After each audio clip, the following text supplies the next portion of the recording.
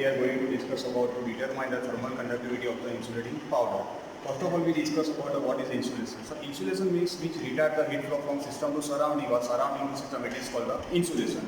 Then after we discuss about what is thermal conductivity. Thermal conductivity means ability of material to conduct the heat. It is called as a thermal conductivity of the material.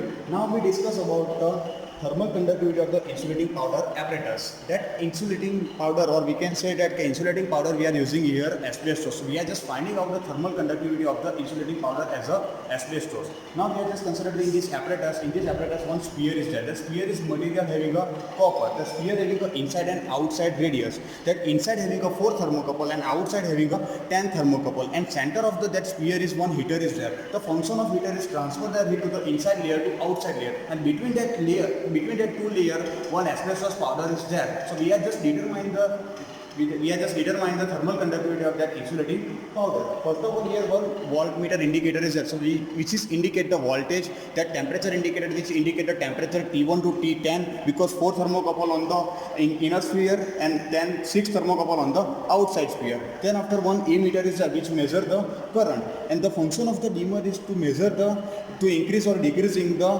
voltage and current. Now we discuss about how to perform a procedure of the insulating powder apparatus. So first of all, on the main switch, then after initially set the 90 voltage with the help of the dimmer. So first of all, initially I just set the 90 voltage.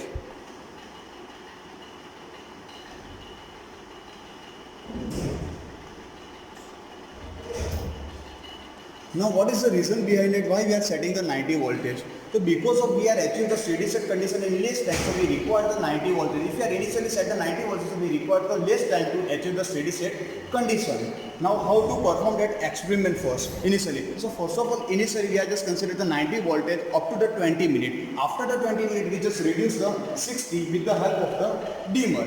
Then after the 10 minute, we take the first reading. Up to the which steady state condition is achieved. What is steady state condition? Steady state condition means what? The temperature does not change with respect to time. That is called as a steady state condition. Whenever if we are reach the steady state condition, for the last reading we just calculate the temperature, and then after we just determine the thermal conductivity of the insulating powder. So first of all, we just see the observation table of that insulating powder. So in this observation table, first we just write down the voltage reading. The voltage is fixed 60 volt.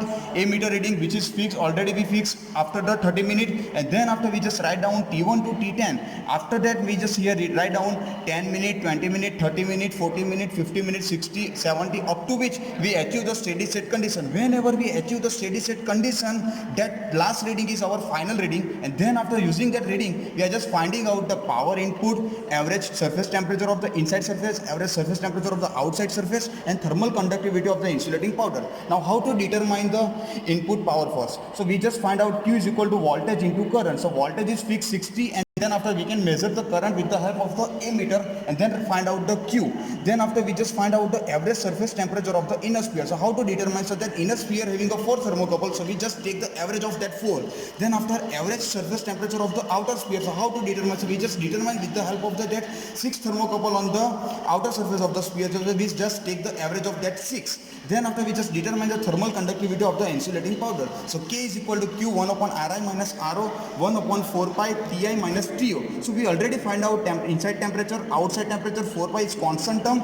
Then after Ri and Ro, Ri is indicated inner radius of the sphere, which is given in specification, which is 50 mm. So first of all, it convert into meter, and then after put in that equation. Then Ro means outside radius of the sphere, which is given 100 mm, so convert into meter, then put here, and then after Q is already find out V into I, just put each and every value, and then find out the thermal conductivity of the insulating powder. The basic application of that instrument is what? We can use any other insulator powder and we just find out the thermal conductivity of the insulating material. This is a basic application of that experiment setup. Thank you.